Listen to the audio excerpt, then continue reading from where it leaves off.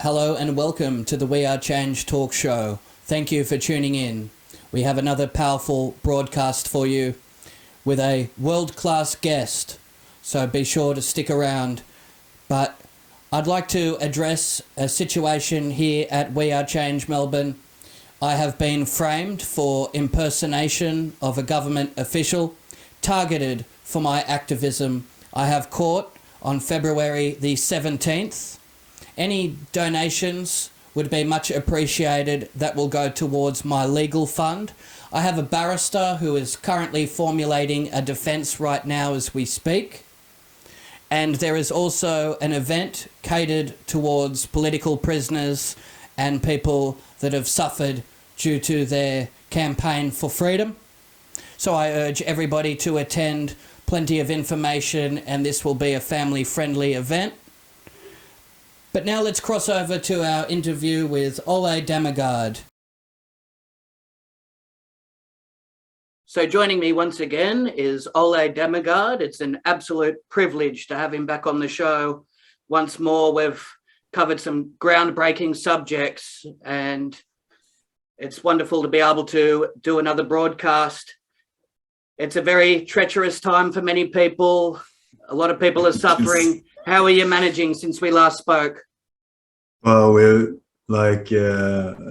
being attacked from many different angles, but at the same time, we're doing good. The thing is that what I really like about myself and my sweetheart is that every time they attack us, every time we get shut down, we manage to regroup and come back stronger than ever. So it's, so it's a matter of keeping the inner balance and, not freak out. And when the attacks come, just keep breathing and keep the focus, not go into violence or revenge mode or anything like that, but just keep the inner balance. And then we come up, we surf the waves better and better. So interesting times, to say the least. And I know that you are really suffering, or people of Melbourne, you are in, what would I say, the anus of the world when it comes to the New World Order. I mean that it is unbelievable, the dark spot that, I don't know what it is with Melbourne that has caused that, if it's a very, very, advanced Freemasonic networks or whatever it is with Melbourne, but I mean, you are getting it full blown in your face. So I'm very sorry for that. Yeah, thank you. It's a real war zone here, and you get attacked for speaking about it on YouTube and other platforms. So today the subject matter we're discussing is very mysterious and a very dark place. Bohemian Grove, a restricted 2,700-acre campground located in California. A lot of people frequenting are prominent, very powerful politicians, musicians, artists, and yes, it has a very shady background. Now, can you elaborate a bit for the viewers just about the history of this place and some of the secrets that are held within, please? The Bohemian Grove, oh my God, it's been a long time since I looked into that, but it's a very bizarre place, to say the least. It is a place where people, just like you said, the upper hierarchies of society, I would say that is a misunderstanding. They talk about the top of the pyramid. I would say what they forget to tell you is that the pyramid is upside down, and that the top of the pyramid is actually as low as you can come when it comes to human quality. And so the people who are in these higher, lower levels, in certain areas, they only get invited by people on the inside. I mean, you do not get to these levels if you are not invited and accepted, or in a situation where they can control you through blackmail and stuff. So in many different levels, people are being invited into secret meetings, secret brotherhoods, secret gatherings for parties, or because, oh no, you can be one of us, you feel you are the chosen one. But what people are often not aware of, I mean, we had this with Lolita Island and Jeffrey Epstein, Mark Dutroux, Jimmy Savile, other areas also. It is a matter of getting people by the balls where they can be controlled. So they get them in a situation that where they can corrupt them, where they can get them into control. And so on a higher level in this bizarre world, or a lower level, is this Bohemian Grove in California. It's right in the middle out of it's a beautiful forest, redwood forest in certain areas, and quite isolated, but still you can access it. But it is a place where many people that you see on TV, movies, famous individuals for many different things have met up. I think it's once a year, and it's been going on for, I'm not sure, but I would say I would guess at least 100 years, something like that. I'm not really sure when it started. But what is going on there is very strange. They have there's a massive owl up on like a stage almost, and they have all kinds of bizarre ceremonies, rituals. There are a lot of rumors that I don't know if they're true or not. I would not be surprised if they are. That includes sacrifice of human lives, all kinds of bizarre stuff also, where there's a lot of reports about people disappearing before it, and then have been seen then during these ceremonies, yet to just disappear again forever. And I think a lot of them are buried in unmarked graves. So it is very strange when you hear about people who are there. I mean, we're talking about the nice people like Ronald Reagan, and then you got some not so nice people like George Bush is one of the ones that are there all the time, senior especially. But many in these higher hierarchies, also in the Bilderberg Group, in the Trilateral Commission, in the Council on Foreign Relations, are people that you will also find there. So yeah, very bizarre. Well said. And yes, it's very disturbing to see the upper echelons of society, some of the most wealthy and powerful people, turning up and engaging in some of these satanic, druidic acts as well. And there's a play, you mentioned the owl, they have the cremation of care. And yes, it's very eerie. There is a effigy that they burn, and there's a lot of chanting. They stand around in robes, and they say they'll burn their dull cares away. And if you watch it, yes, it comes across very devilish. And there has been many allegations made. As you said, there was also a journalist, Anthony J. Hilda. He was calling for a dig out there to try and excavate some of the bodies, they believe, that have been buried there. A lot of satanic rituals have been conducted out of sight, and the security presence is very alarming. Snipers up in the hills looking down. Police have said they won't even venture in. They haven't got permission. So it's very heavily guarded. Then the level of secrecy that's taking place, it's very worrying. And all of this is taking place in this lovely Californian redwoods in the forest. So yes, it's very much an eye-opener for a lot of people that do research on this. There's many groves that have been reported, but this one seems to take people's interest, doesn't it? I think it's the most famous one, and it is every time they meet in secrecy. You have to ask yourself, why does it have to be secret? You know, but when it's secrecy, it's heavily protected. You know, if it's the Bilderberg meeting, I've been speaking outside the Bilderberg meetings a couple of times. These type of places, also when the private gatherings. I mean, it's like a James Bond movie. You got the whole shebang. There are helicopters, snipers, police, whatever. And many times when I've been at these type of places, I've been speaking to the police because, you know, the police officers that are standing there protecting or there to keep the law and order, what they say, are actually protecting these dark forces that are hurting humanity in so many different ways. So somebody in a uniform, you have to challenge them and say, listen, are you aware of who you're actually protecting? Are you aware of these individuals in there? Are you aware of their actions? Because we're looking at criminality on a very, very high level. And when it comes to many of them, even though they hide behind very official titles like prime ministers and stuff like that, when you look at the actions, we're looking at mass murderers, many of them, organized crime on a very high level, corruption on a very high level, extortion. I mean, the list goes on and on and on. When you start pinpointing who they are, I mean, not these fancy people, or you see them, they come with bodyguards in a BMW, they got a flag behind them and they look great on TV. But you start really to expose and find out, who are you? How did you end up here? How did you get to that position? And very often it's like, oh my God, are you kidding me? What the hell?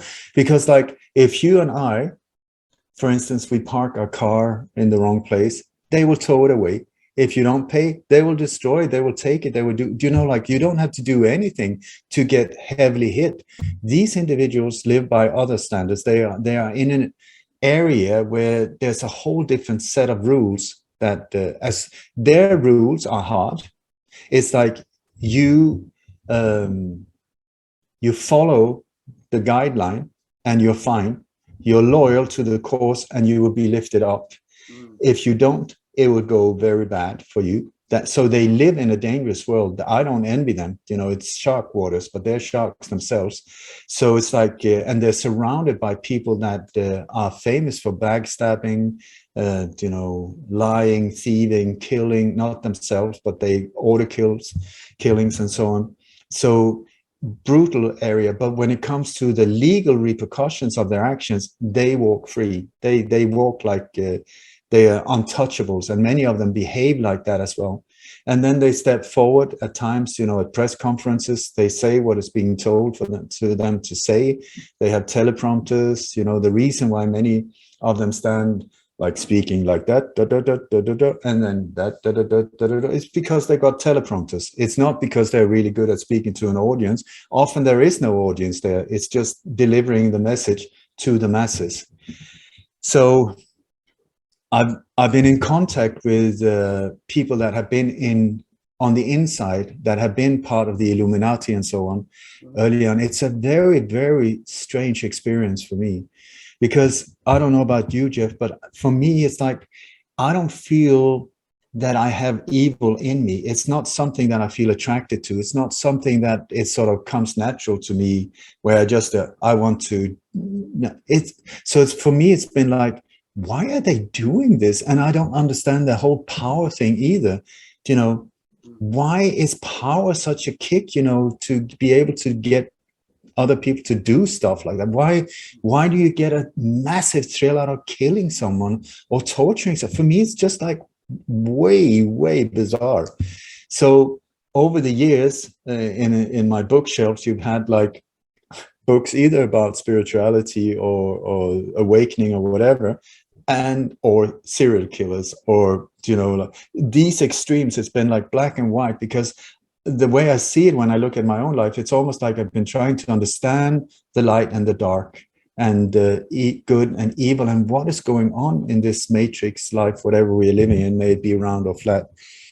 So when I get the chance to meet someone who either have met people in the elite who work close to George Bush Sr., for instance, or Kissinger or George Soros, these type of individuals, when I meet people, because I haven't met them personally, I'm super interested in like, how do they smell? How do they laugh? What is the feeling when you're close to someone like that? What is Hillary Clinton? Do you feel like hugging her when you're awestruck?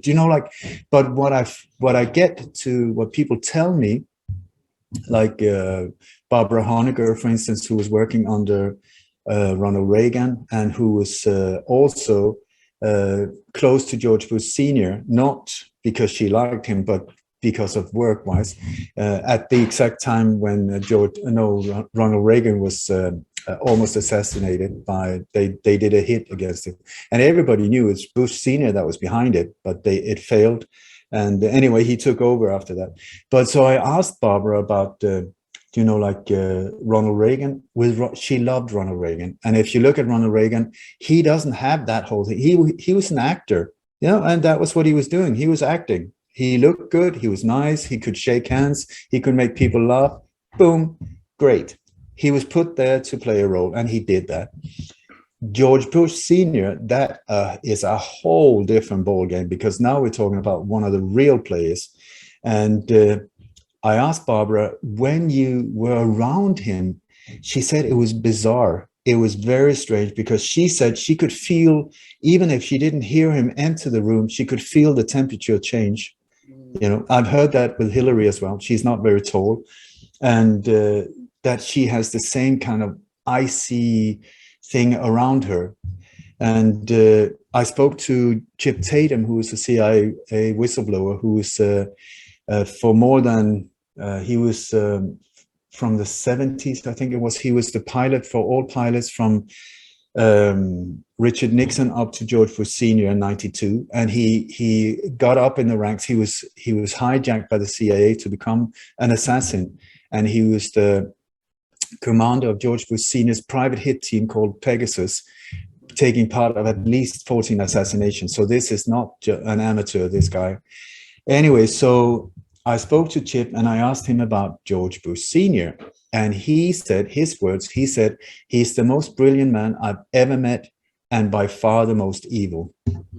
And coming from an assassin himself, who his whole career has been surrounded by, soldiers of fortune, assassins, snipers, to say something like that, that says a lot. Yes. And then I spoke also to, I was invited to a conference in Belgium where I was doing a talk in a church, and it was me, myself, and then Ronald Bernard, a former banker, who has stepped forward speaking about these things from the inside. Because the way he said it was that he was really messed up by grown-ups when he was a kid, really badly. So when he was about 12, he said, fuck it all. From now on, I am going to destroy everyone. I'm going to rule. I'm going to be the richest man ever. I'm going to hurt people to get back at them. I'm going to, so he became this smiling, very brutal individual who was then invited, because of his way of living and actions, and so invited into these levels, that the exact thing we're talking about here.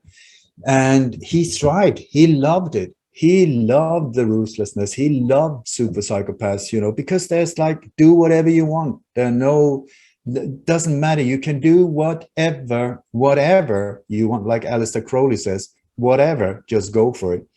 And so he loved it, until it came to a point where it got too dark for him, because he's not a psychopath, born psychopath, a messed up individual for sure. But I do not, or I can almost guarantee he is not a psychopath. Anyway, so we were giving our talks in front of this audience, and then they said afterwards Q&A. And then instead of one person in the audience said, why don't you ask each other questions? And I said, yay, baby, fantastic, because I really would like to ask Ronald a few questions. So I was standing close to him. So I was watching his eyes, because they are the ones the eyes are very important to me, so I was looking into his eyes, and he has beautiful eyes, very innocent, childlike eyes, almost a bit immature eyes. And so I asked him about these inner circles, and he was brutally honest. I must say I admire him for his honesty, because he said a lot of things that was not very flattering about himself. So that was very brave to do that. Anyway, I asked him, when you were in these circles, how did you look upon someone like this one, who is trying to expose these things? He said, you represented evil. I found that interesting, because I think both you and I, Jeff, we're striving to get that way. What they're striving is to get that way. Our boss has a big beard, if you believe the cloud version, and their boss has horns and like really hot climate. So when he was talking, it was really intriguing to me. So I said, okay, so do these people see themselves as evil? He said, absolutely not. Absolutely not. They see themselves as doing good, striving this way. So I said, okay, fair enough. So how do they express love? How do they express? He said, through pain. I was like, what? Through pain, he said. So I said, but so in their families, yes, he said, through pain, through torture. And he started describing things they were doing to their kids. I said, please, I can't listen. It's too much for me. He was talking about electrified iron cages and stuff where they put their kids in because they loved them. I mean, so what I found out is that I will never be able to understand their mindset. But I know that it's the exact opposite of my mindset. I strive for goodness, for kindness, forgiveness, compassion, equality, liberty, freedom for everyone. They strive for the exact opposite: absolute brutal control, absolute power, absolute violence, death, destruction. They see destruction as the goal. We try to build things up, they try to destroy it. So it's almost like plus and minus in this matrix or whatever it is we're living in.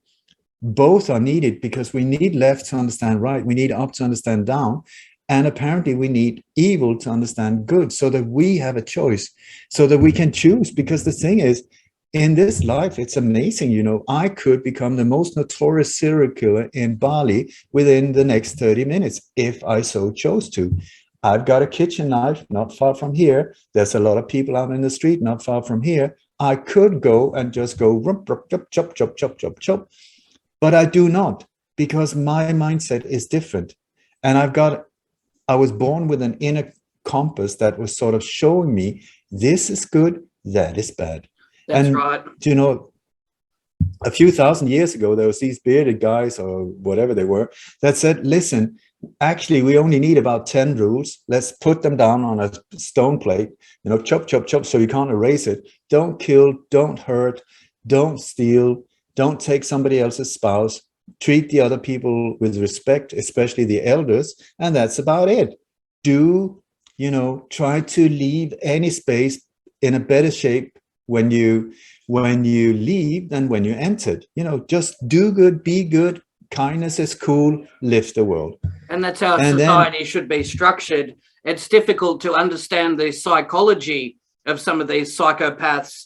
The wealth and the power is like a drug to them, and they're willing to do whatever it takes to reach those higher levels, to have those memberships to secret societies, Bilderberg groups, Bohemian Groves. And there's a lot of rituals that take place along the way, and murderous oaths and oaths of secrecy as well. And before they know it, they're too far in to turn around. And yes, it's very dark, as well as some of the Freemasonic oaths that are taken and some of the rites of passage that they go along with. And it can even be very humiliating for some, as it goes back to some of the plays that they perform here at the Grove. They're dressing up in women's clothes. We see pictures of Henry Kissinger as well, and they're dancing around together. And that's very strange and unusual that they don't like women turning up here. It's very much a men's only club. And yes, I've heard of stories that corroborate with that too. It's very much intergenerational, the abuse that they suffer as a child as well. And the MK Ultra, it goes back to that. And a lot of these people are bred for that purpose. So then it sort of takes away a layer of compassion that most people have in society. And that's why they're able to inflict pain on others, because they've experienced that, and the level of darkness and evil is all they know. So it's interesting how you said you feel sorry for some of these characters, because yes, their world is very much evil, and it's not pure. Love, compassion, kindness, and sincerity is very foreign to some of them, isn't it? It is. Exact. I mean, when you say love, they hear evil. When you say compassion, they hear the opposite, because it's very, very odd. I don't get it. That's what I said. I don't understand it at all. And I also think that when you're born a psychopath, you can't blame a person like that, because they just have it. They haven't got it in them. They don't have empathy. They do not have a feeling for, I'm hurting someone, I shouldn't do it, because it's not in their system. So it's like, a sociopath is something different. That is somebody who was born more or less normal and then broken down or hurt or injured by life, turning into the same behavior as a psychopath. And often the psychopaths are trying to destroy, or destroy in our point of view, but I think to prepare their children to be able to take over their empires of power. Because if they are sensitive people, if they're not ruthless, they cannot continue this reign of terror. So they need to break them down to be as ruthless as they are themselves. But it's like messed up, to say the least, absolutely messed up. So the question is, Jeff, is how have they ended up in these positions of such power? And that, I would say, is the responsibility of us. You know, we've been too much up our own butt, you know, our own greed, our own desires. So we haven't noticed what is going on. We've been too much into partying or whatever we've been up to, and not really looking and seeing, hey, wait a second. How did that individual go from there to there? How did he, who was sort of a suspected pedophile, now he's head of NATO? How did that happen? That guy over there, and he was fired because of whatever, and now he's the boss of that thing. This individual, you know, it's like very confusing. And it's because we have just sat in the background saying, well, it's not really important, is it? You know, let's have another slice of pizza and get on with life. You know, another X Factor. I like that. Some more football, bring it on. Give me another beer. And in the meantime, these individuals who are not interested in that have moved forward. They work hard and it's in the families, in generations also, just like you say, that with a very, very structured plan that has been out in the open for many, many, many years. They have not been hiding it at all. George Bush Sr. on 9/11, that date, 11 years before 9/11, 2001. In 1990, George Bush Sr., that was the first time he presented the New World Order. Here you go, folks. This is what we're going to do. You have no say in it. We are going to do it. We're going to control everything. So you can just fuck off, bend over, and accept it, because this is going to happen. And we said, oh, fantastic speech. Thank you so much, Mr. Bush. And then all of these things that have happened along the way that has just fall into place, saying, oh, it's happening now. It's happening now. It's happening now. And nobody reacts. The fourth industrial revolution, what the hell is that? Agenda 21, the same thing.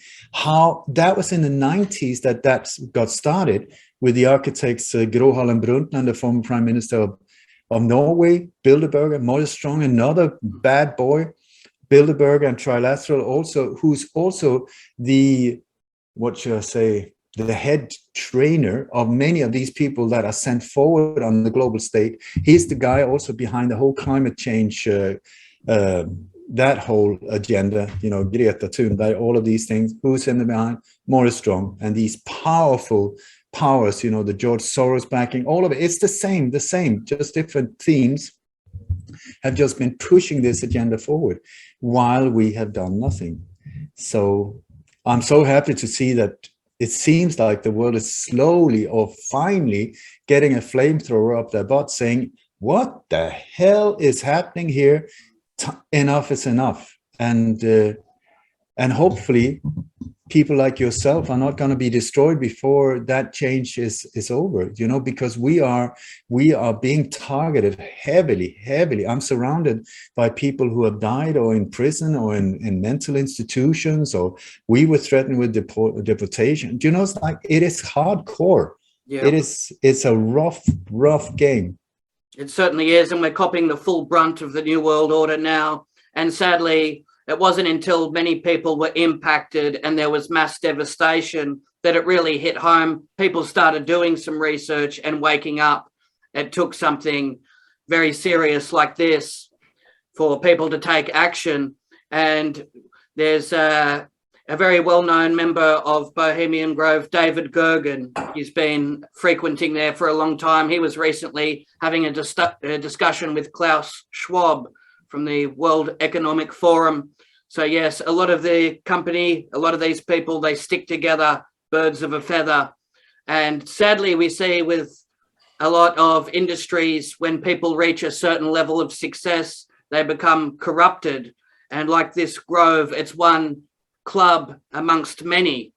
There's many clubs that are involved in this as well. So you see musicians, actors, politicians, they all have their own cabins, they all have their own areas, and they're groomed for these positions. We see a lot of parties that they're invited to, and it's a slow process. And when they know that they're trustworthy, that's when a lot of the corruption takes over. And the initiation rituals, it's very complex how they've designed this, haven't they? Yeah, I don't know it from the inside, but I have really tried to get as much understanding as possible. I've been inside some Freemasonic headquarters. I mean, it is very odd, to say the least. Very odd. They say that if we're talking about the Freemasons, they say that they are a charity organization. They say that they're doing good. They say that but I tell you, yeah, there's a reason for all of these different levels of degrees.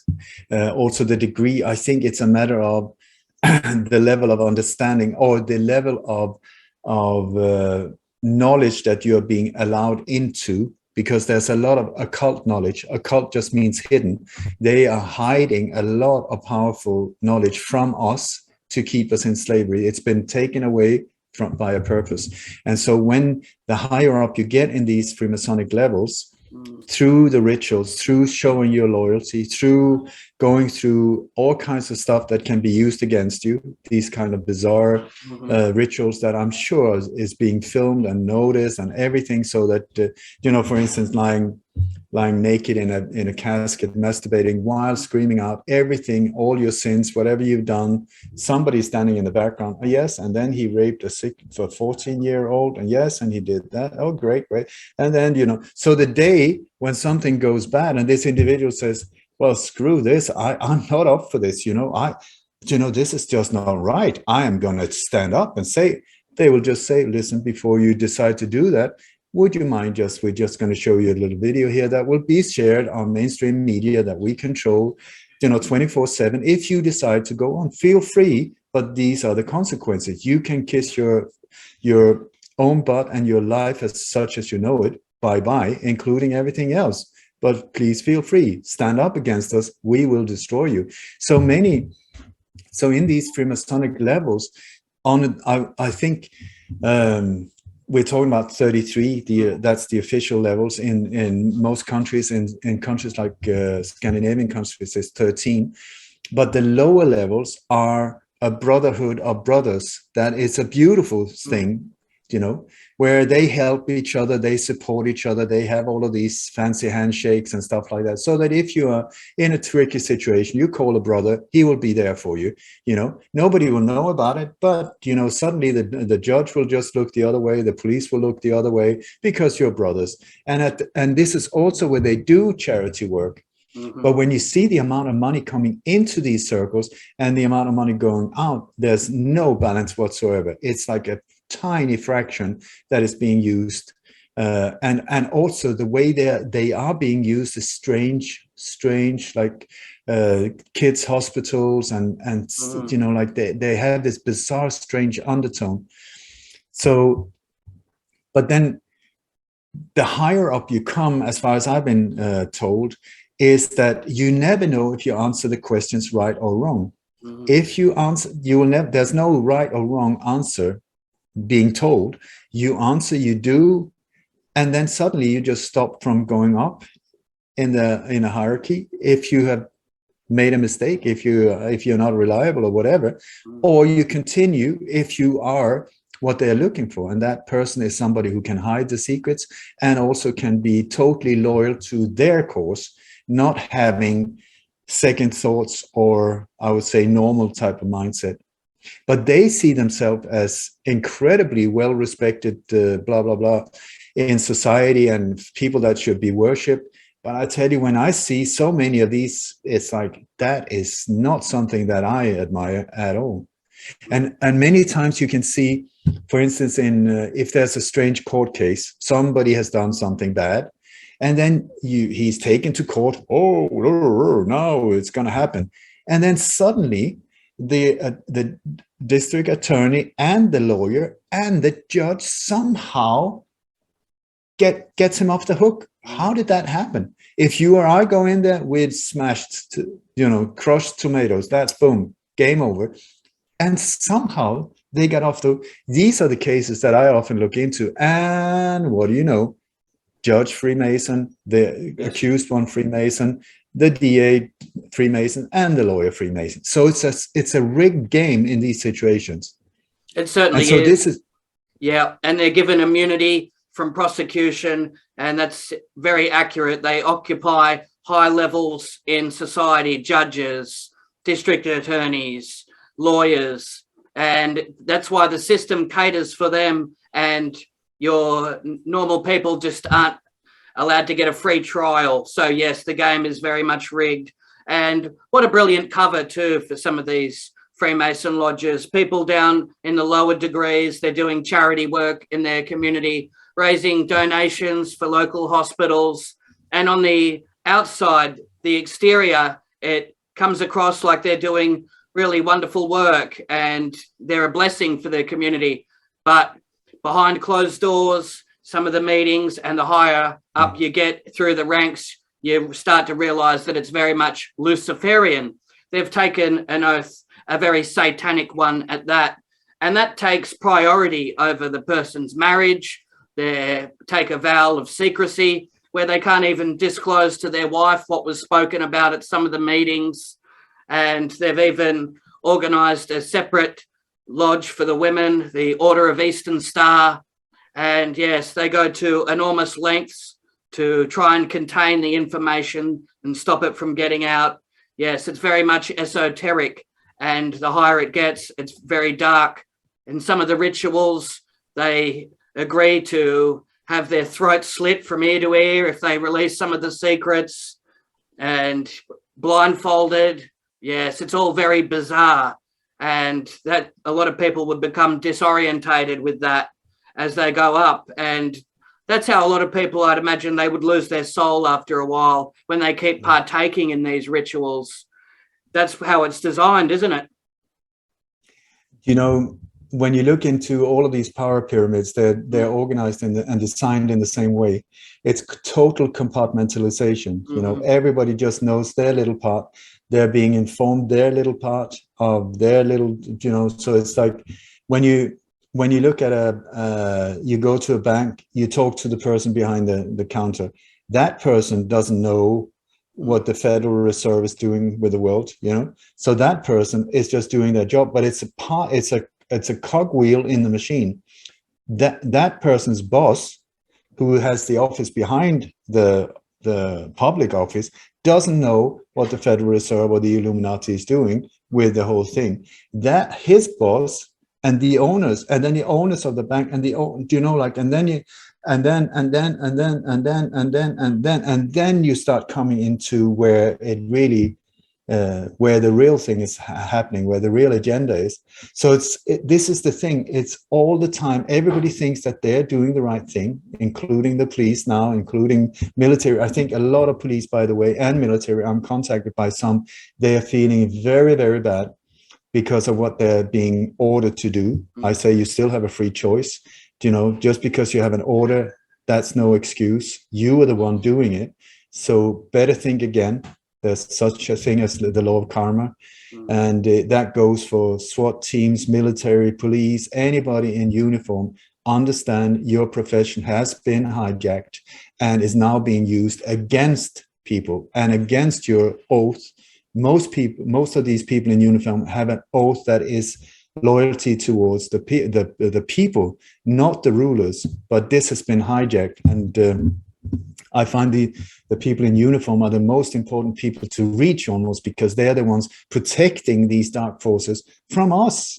So it's like you have a serial killer with with our tax money funding his bodyguards, so that we cannot interfere with him continuing serial killing us. So bizarre. So anyway, but yes, it's very diabolical the way it's set up like that, and the blackmail operations. And you mentioned Bilderberg, and it might start off fairly strange but innocent enough with the mock rituals, but they're way too far past the point of return when child sacrifice and satanic ritual abuse starts to enter the picture. And that's why they're bound to secrecy when they know that information, because they know there will be serious repercussions. And you mentioned you've covered Bilderberg on a couple of occasions. If you ask questions about what was discussed at some of these meetings, they're forbidden to divulge such information. Chatham House rules. They will often quote that as well. And yes, taxpayers' money is funding these events, and in a lot of luxurious hotels as well. So yes, they're using all the resources and people's hard-earned money against the people. Very, very diabolical, isn't it? I mean, you have to give it to them. I mean, how have they been able to pull it off? It's unbelievable. But yeah. They used all their intelligence for sinister and evil means. And if they used some of their knowledge and power to help third world countries install wells for clean drinking water, they could stop world hunger. They could bring so much peace and prosperity to this planet, but they don't want that. It's all built on depopulation and drawing in this dark power, which they believe. And they know all about dates, times, and moons as well. Some of the esoteric knowledge under a certain time and date and moon phase, they can perform a sacrifice and bring in some of this dark energy and power. See, a lot of people, they're too focused on their watch. They've got to work 9 to 5. They come home, they watch their TV, and then the next day they rinse and repeat. They're stuck in this routine. They don't know about the higher time that people should be ruling their lives by, which is taught at a lot of these lodges, and some of this secret information that we're not privy to. It's very unfair, isn't it? It's totally unfair. It is absolutely totally unfair. But what I find is interesting is that what they are presenting to us is an inverted reality. Whatever they tell you, I can guarantee you almost it is the exact opposite. If they say child protective services, you look into it, really look into it, you'll find very possibly they're kidnapping children from families. Whatever they say, this is a war for freedom and democracy, look into it. It's absolute bullshit. It's for their greed. It's based on death, destruction, mayhem, violence. That is the name of the game. So whatever they say, just turn it upside down and suddenly it will make sense. Bad. And they're always plotting their evil agendas at these lodges and at groves and other secret establishments that they've set up. They've always fantasized about this new world order. They salivate at the mouth over the thought of it. And it's one of their favorite topics. They discuss this, and as it's approaching, they get more bold and brazen. And it's one of their preferred discussions that they have, restricting people's rights and liberties, and they get a real kick off the devastation being caused. Yes, very much sinister. And if you look at the Bible, they basically do the opposite. It's all very much backwards. Like you mentioned, Aleister Crowley, do what thou wilt, and do everything backwards. That's the formula that they have. So yes, it's very alarming. We need people to circulate petitions to try and shut down some of these lodges and some of these groves, and have a formal investigation into what's taking place there. The more that there's levels of secrecy and the more they act very suspicious, that's virtually a sign of guilt that something's taking place that's very nefarious. It appears that way, definitely, doesn't it? It does indeed, and it's important to understand that not just anyone is invited into these meetings. They're almost all of them in the sort of called higher hierarchies of society. So it's like you said, well-paid people in the, in the legal system, in the police system, lawyers, police, military, politicians, but also famous people, so-called, like stars and different things are also invited in, people that they can use in different ways to access power in whatever it is, media, medical stuff and so, but the lower ranks are never involved. So it is when we are waiting for the higher part of society to solve problems, there is a problem, please come and help us. It never happens. And why is that? It's exactly that. We're going to the wrong place. Instead of asking them for the solution, we should demand transparency and see where is the problem actually coming from, because many times it's coming straight from them. But it's served to in an inverted, just like you say, backwards. That's another word for inverted when it comes to that. Yes. It's an inverted reality they're presenting us. So what they're saying is absolutely not true. And I love it, you will own nothing and you will be happy. That is part of the fourth industrial revolution, or the Agenda 21. If people are not aware of what Agenda 21 is, please look it up, because you are living it right now. And it's very, very, very dark. It is the Agenda 21. There's more than 170 countries that have joined it. I haven't found any nation that have signed it, but they are under this umbrella of, I don't know, management by fear, whatever it is. But this is the reason why all of these countries, when are standing sort of like everybody's moving in the same direction. This is what is called Agenda 21. And you can see it, the logo is right there behind them when they are doing press conferences. They're not hiding it at all. So Agenda 21 says that there should be a one world. That world, not very nice. There will be a one world army, the US forces, the NATO and the United Nations forces together as one. They're not to protect you, to control you. Sorry about that. 2/3 of us, goodbye, farewell. We're too many. Then they want a one world digital currency, not Bitcoin, but the exact opposite. It's totally centralized, so it can be totally controlling your life. One world microchip population, so a one world religion. All of the religions, they're trying to destroy them now, and I think they're going to use the climate change, the whole Greta Pippi Longstocking type of scenario, to get the whole world under having this global climate threat, and then make that into like a religion, almost like I'm not. And then also they want that the state should own, I kid you not, all water, all air, all land, all energy, all media, all inventions, all police, all military, all property, everything. We're talking everything should be owned by the state, including your children. I shit you not, including your children.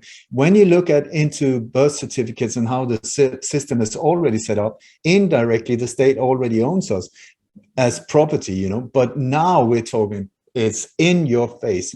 And then they said, you will own nothing and you will be happy. Look at their beautiful videos where they present the whole thing with like a sunset in the background and some nice fiddles playing in the background.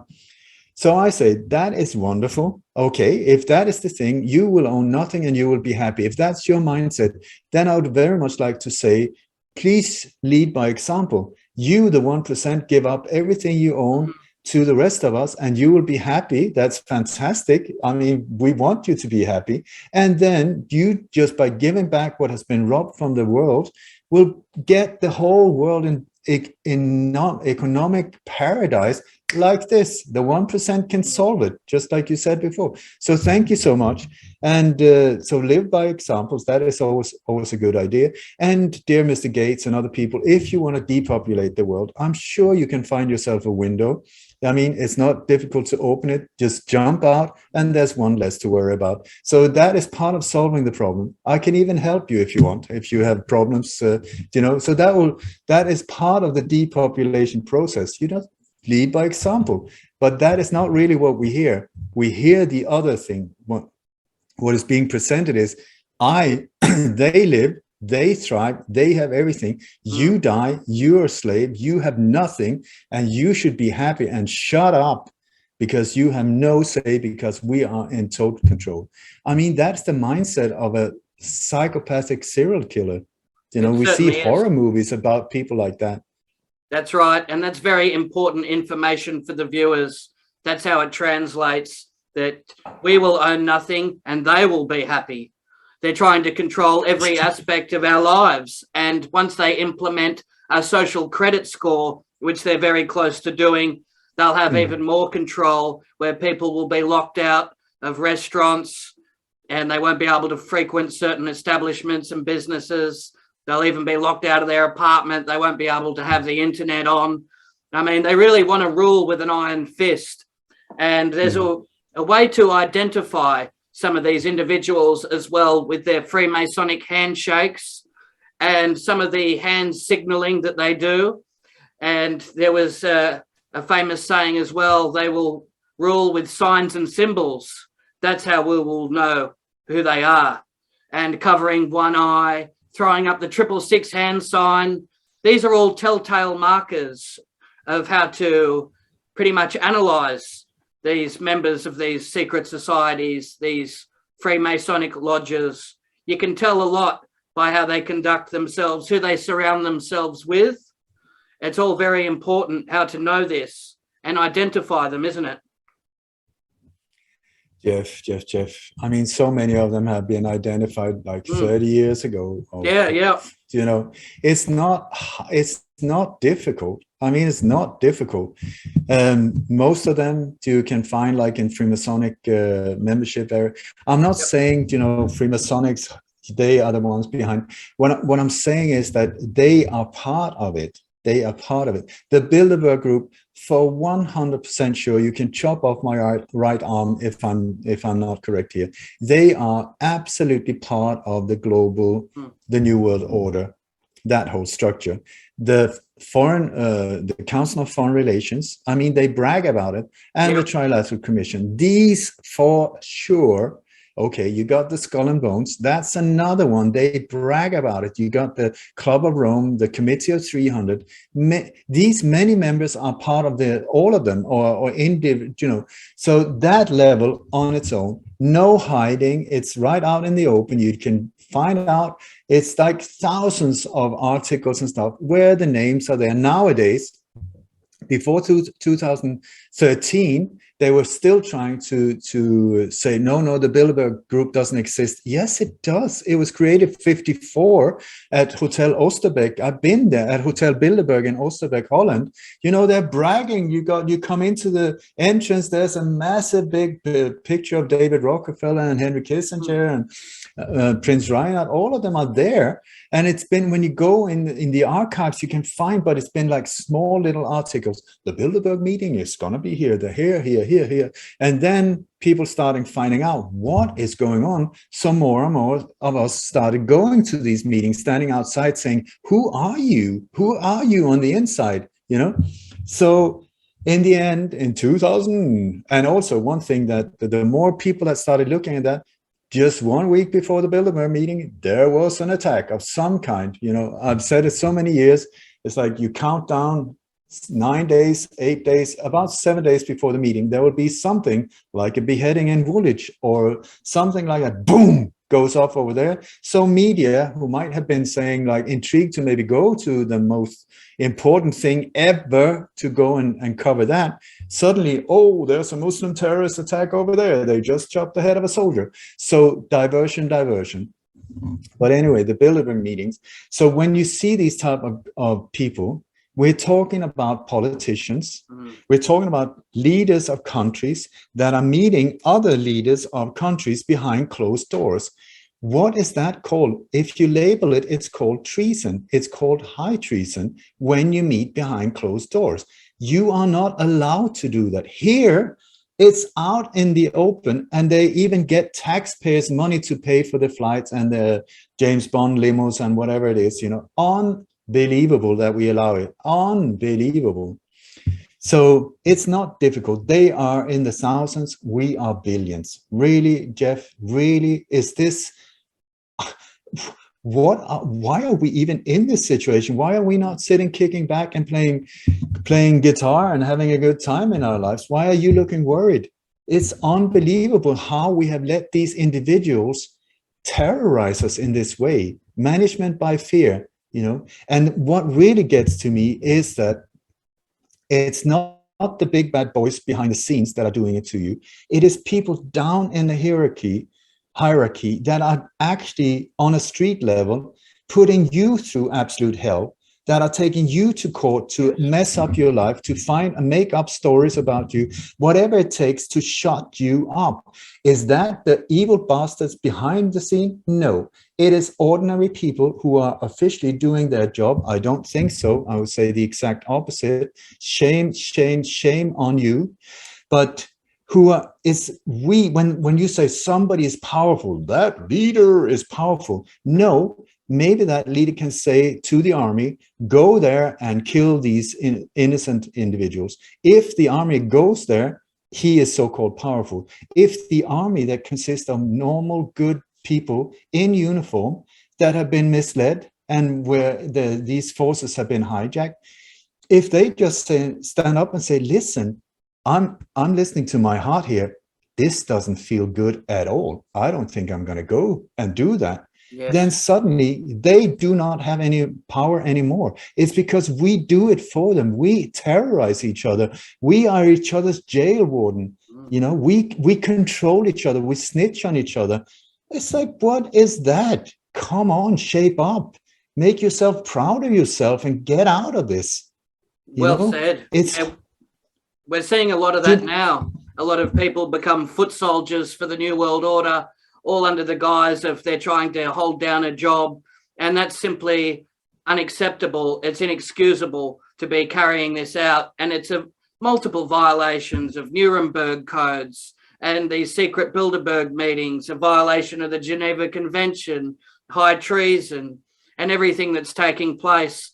It's only existing because some of these people, they use that as an excuse that they've got a roof over their head, or they've got a family to support, or they've got mortgage payments, car repayments, and they're just following orders.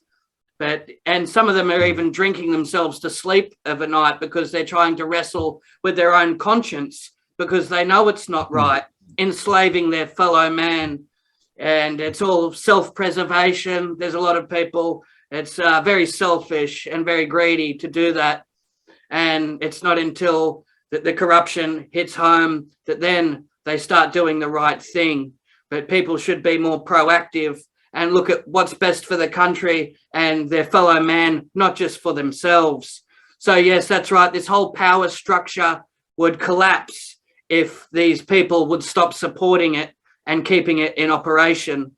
The police, they need to hand in their badge and guns if they are supporting secret devil doers that are trying to enslave the population.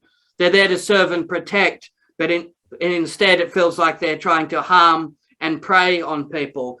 And who they're really serving and protecting is the 1%, the elite, not the people who they swore an oath to. So yes, the whole way it's structured, and I'm sure that a lot of these people, they'd be laughing at that back at the lodges, back at the Grove. They're laughing in our face, and we have to take our power back, don't we? And do that and try and follow the legal channels and do it in a way without inflicting pain on anybody else. Try and do that the right way. Petitions, attending protests, and coming together as one, and refusing to take part in this totalitarian system. It is just like you say, really, it's quite simple. They say, do that. You just say no. Thank you so much for offering me, but I'm saying no. Do that or else. Thank you, but no. The no, is very powerful, because it's only from our silence that they indirectly takes as our consent that they get away with these things. I mean, if you walk by in a park and you saw somebody was kicking in the head of a baby, would you not do something to stop it? Yes, you would. If you were any kind of normal, decent person, you would interfere. But here we see that exact thing happening to so many of us, and so many people are saying, no, well, sorry. It's indirectly a blessing what is going on in the world, because it's putting a lit up flamethrower up your butt, saying, who are you? Who are you in this situation? Are you going to be one of them? Or are you going to be another type of person? Are you going to be a torturer or a freedom fighter? Are you going to stand in truth? Or are you going to be totally weak and die, really, hating yourself for being so weak? Are you going to excel and be beautiful and stand in your strength? Or are you going to live by example? Or are you going to be a horrible person? It's up to you. You can choose. Everybody can choose. But I just want to say, Jeff, one thing here. To anyone who listens, look at Jeff here. He is in the middle of one of the hardest, most horrible places in the world right now, targeted.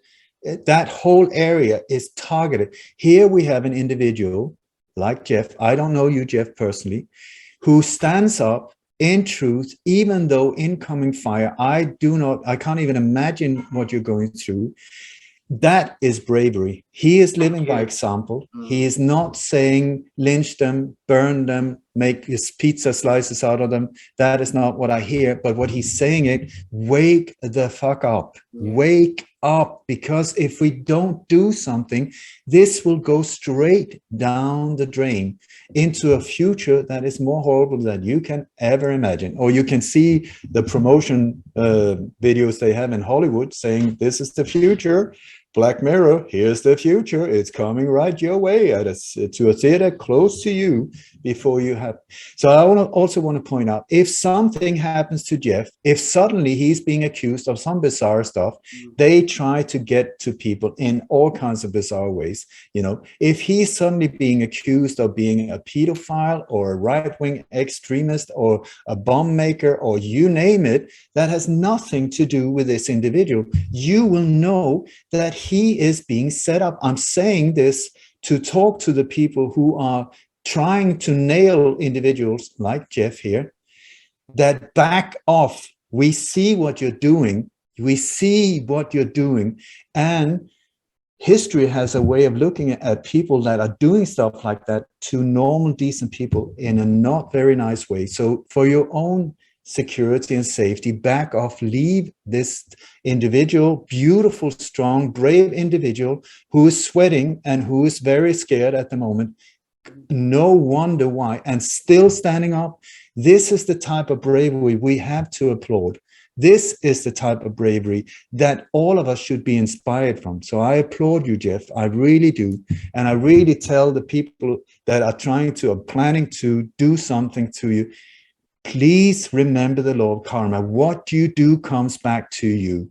That is a universal law. What you do, what you are planning right now, comes back to you. So back off, leave him alone, and then get back and be part of trying to lift humanity to the next beautiful level, instead of being absolute assholes terrorizing people. Maybe you're getting a good paycheck at the moment to do these type of things to normal, decent, really beautiful people. Maybe you're getting a nice title, but I tell you, once again, after wars, when people start looking back, who actually did that? Who was actually working for them? Who were working for that party? Who were working for the secret police? These are not being treated nicely. So I would say shape up and change your life, change your mindset, get out of whatever it is, because you do not have to do anything. I was on this show in Sweden, and there was this doctor who called in, and he was sitting there crying, saying, oh, it's so horrible. It's so horrible. I see that they're killing people. I'm part of killing people. It's so awful. I said, it's wonderful that you have a heart. I really, I feel for you. You're crying. That's good. What are you doing to stop the murdering? What are you doing? He said, if I do anything, I will lose my job. So what? I will lose my license. So what? Tell that to the kids that you have just injected with. It's one thing to be emotional. That's great. I applaud that as him stepping forward anonymously, of course, but there's no excuse. We all have to step up the game. There is no excuse. Thank you very much for your compliments and acknowledgement as well. It's been an absolute war zone here. I've had police and detectives at my house more times than I can remember. I've been shot at with rubber bullets, sprayed with tear gas. Once I was arrested twice in 1 week. They've slammed me on the concrete, and now they're going as far as to frame me with impersonation of a government official. They have very little evidence. They're getting desperate and trying to silence people, and they're doing everything in their capacity to try and target anyone that speaks out about the government. And yes, they're really attacking me, and I'm copying the full force of it here. But yeah, still trying to broadcast and stand up and defend this country from evil. That's all we can do, and be on the right side of history. But yeah, sometimes it feels like it's a difficult road ahead, and it almost feels impossible at times when you see them building these facilities.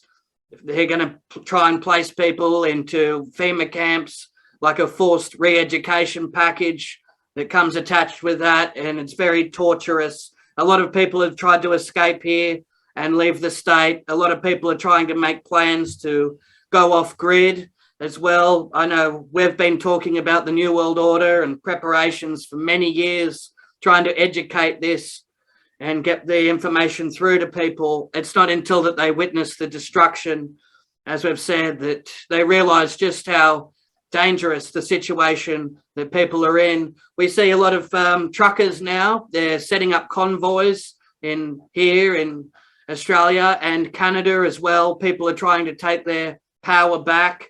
They're driving trucks to parliament houses and trying to send a clear message that we will not tolerate this. That's also leading to a lot of food shortages as well. You go to supermarkets and there's a lot of bare shelves, a lot of meat and bread. It's very difficult, and a lot of inflation as well. So it's a flow-on effect of this disaster, isn't it? Is there many food shortages there where you are? Have you seen many people involved in a lot of activism, a lot of people on the streets campaigning for freedom? Is that what you're seeing there as well? No, not at all. No? I'm on Bali. I've seen absolute zero of that. But it's very important to understand that these things, like food shortages and empty shelves, it's not a coincidence. It's by design. It's a war that is going on. They're doing it to shut you down, to starve you out, to make you freak out, to make you dependent on government payouts, so that in the end you totally depend on them. And then they can say, Jeff, we are not very happy with what you're saying right now. Are you hungry? Yes. Okay. In that case, shut up. You will get a sandwich. If not, you will not. So we have to get out of that one, because it is not a good place to be in.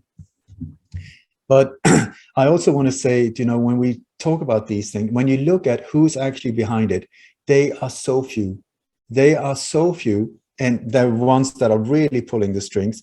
Then you go down in the pyramid, or up in the pyramid. If you come down from the sewage level, you come up in the and you start bumping into people more on a sort of like a human type of level, where these individuals, we have to hold them responsible for what they're doing, because it has very, very devastating effects on the normal population. And so I would say these FEMA camps, for instance, you're talking about FEMA camps. Okay, how were they built? Were these built by people pulling the strings in the background? These people who have never done anything to break a sweat in their whole life, I think, maybe except from doing horrible stuff. But anyway, no, they were built by bricklayers. They were built by plumbers. They were built by electricians. Who are they? These people who were given this, well, it's a good new order, it's a good contract we got. It's like 200 million. Really? So you are building prisons for your fellow human being because of your greed and your contract? That is so not okay. Shame, shame on you. Every single electrician who has pulled any kind of cable inside of that, shame on you. Any plumber, any whoever, anyone that is delivering food to these places, shame on you. Anyone that is making the road available, anyone that is giving the building permission, shame on you. Anyone that is cleaning the windows, any staff, all of them, shame on you. Please understand that it is what is going on. What is actually going on? This is not a matter of, yeah, but I've got a $200,000 contract, so I can employ 50 new people. What was your action leading to?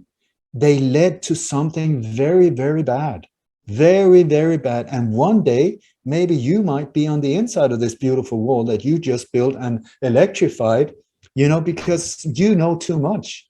This is the thing also, people in uniform and military, I speak to them as, like generals and stuff. The generals think that they're safe because they got a lot of medals and, these are the ones that often go the first. When a dictator takes over with the military, with the help of military, check out history. What happens? About a year after, suddenly the ruler starts getting nervous about the top generals because they're starting to see, oh my God, we could just take him out, and then we take over. So what happens? Chop, chop, chop, chop, chop. They chop off the head of all the top layers of generals. Up comes a new one.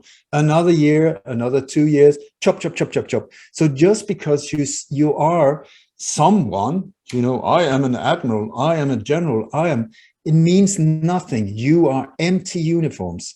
And that goes down. The lower down you go, the faster this uniform can become empty. You're just their tool. You're being used, you're being abused without knowing it to do horrible stuff. The way out, you don't have to stand and scream and say, you just have to say, I'm not doing this. I'm just not doing it. Well, then what? Then you will lose this contract. Well, I survived before it. Okay, it's a difficult situation. I'm not going to break down my soul by doing horrible stuff like that. Who can live with themselves if they... A lot of people, they're looking for an escape from all of this because they see the road ahead is going to be very difficult and very dangerous, and they're watching their loved ones suffering. That's why the suicide rates are skyrocketing. We had the New Zealand Prime Minister here, Jacinda Ardern. She was grinning and had a big smile from ear to ear when she's talking about how many people are taking their own lives. She was grinning like a Cheshire cat at the thought of just how many people are committing suicide. And we know she's linked into the Davos group, the Build Back Better.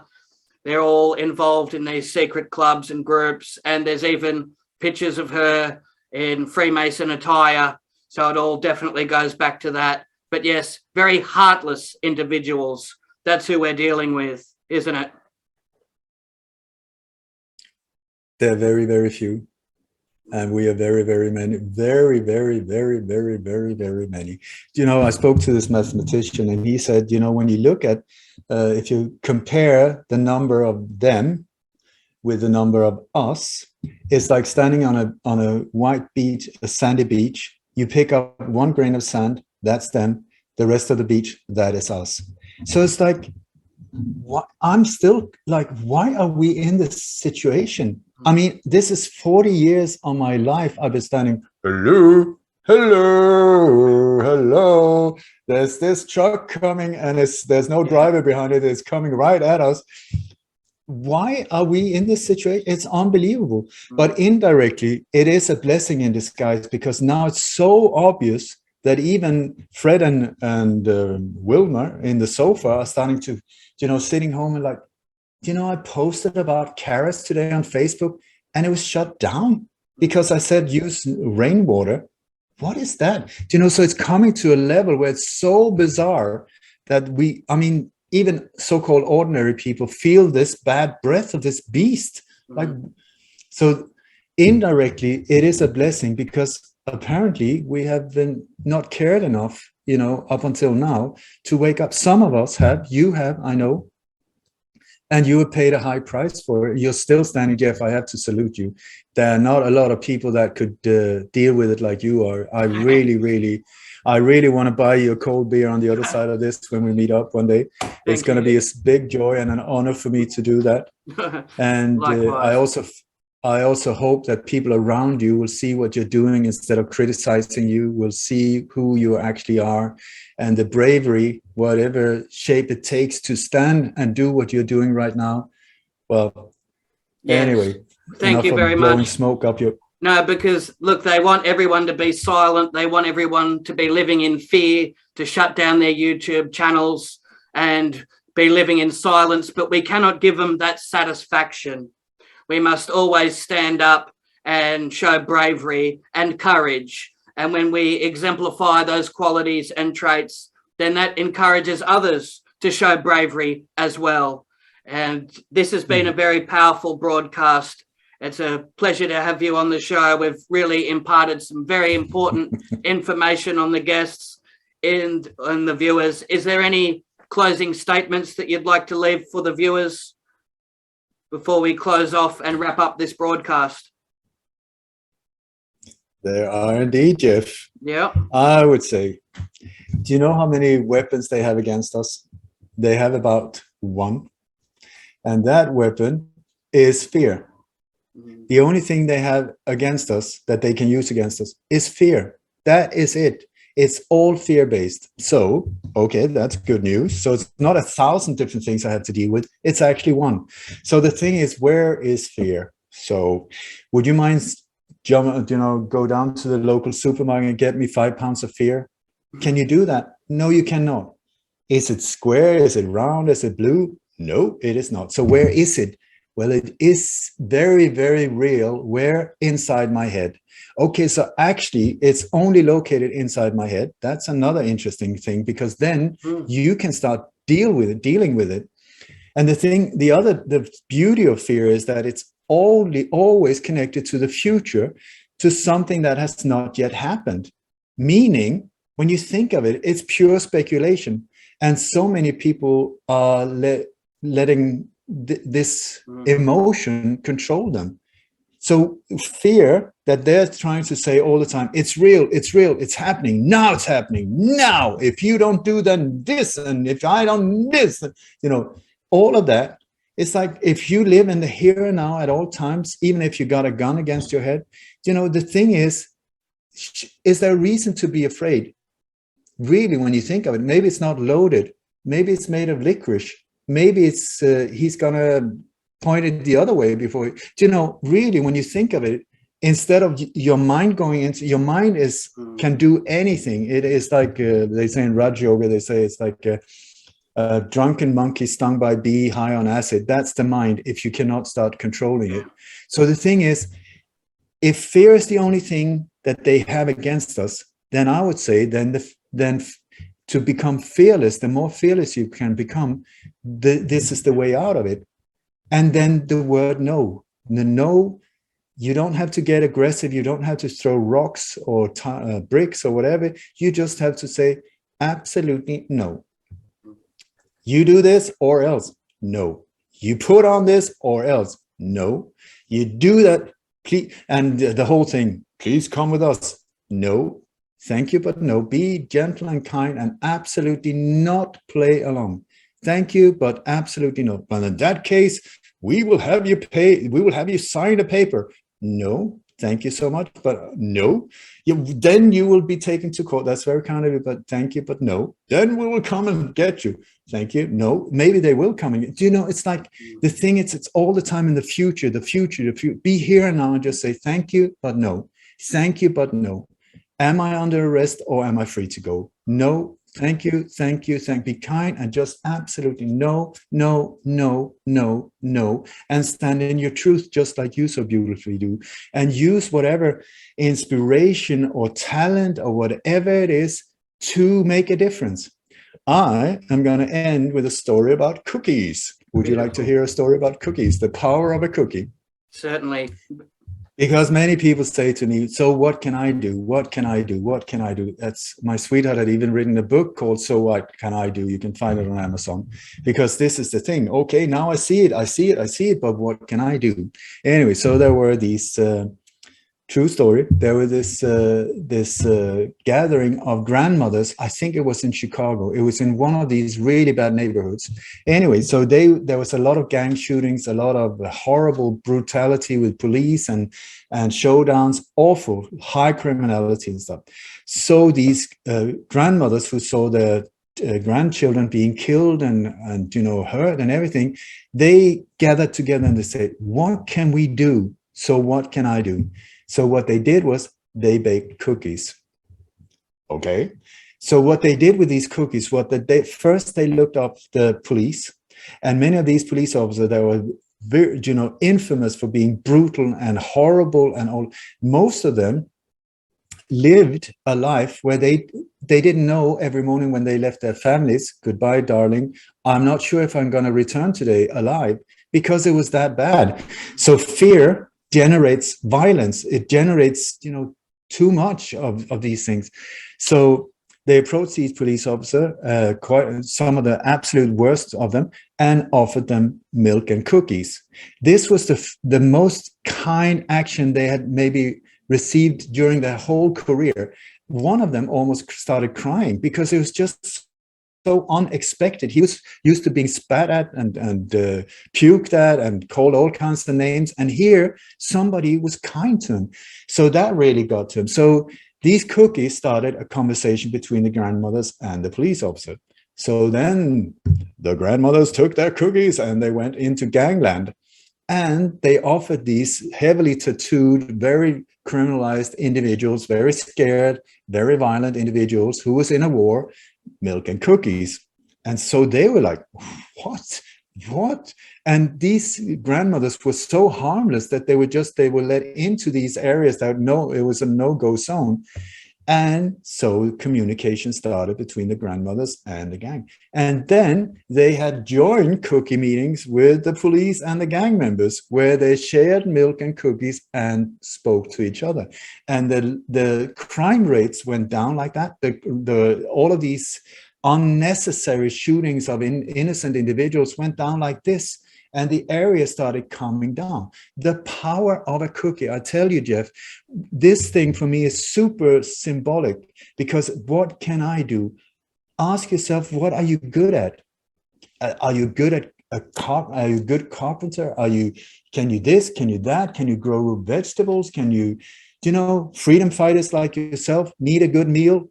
Can you give him a foot massage? Yes, I can do that. I'm not frontline activist, but I can really give him a good foot massage. Yeah, I can rub, scratch his back. I can help this. I can do this. I can, let's help each other. And then speak to people who don't go for the bad ones. The psychopaths, they're beyond help, leave that. They will fall. They will fall when the system cracks. When we stop doing it for them, this whole thing will just inflate like that. Boom. So don't even focus about them. Bad. Yes, we know it. We've known it for many years. But it's because we are obeying it. That's the thing. So reach the heart of people on a street level, your neighbors, don't try to convince them that the world is bad and horrible. And, don't try to find the heart of people and live by example. And then when you know someone who is a Freemason, don't treat them like they're the devil themselves, or try to reach them through like, really, does that, ask them questions. How do you feel about this? How do you feel about that? And then welcome their response so that you can get a communication going. Police uniforms, SWAT teams, all of these people, many of these police people in police uniforms, I don't know in Australia, but I can almost guarantee you, people that come in police uniforms, check out the uniforms. In quite a few countries, the uniforms are almost identical, but it's not. These are private contractors that we think, oh my God, the police are coming. Yeah, almost. It's not the real one. They have everything, including the cars, almost identical, but they're not private contractors. So they have no legal right over you at all.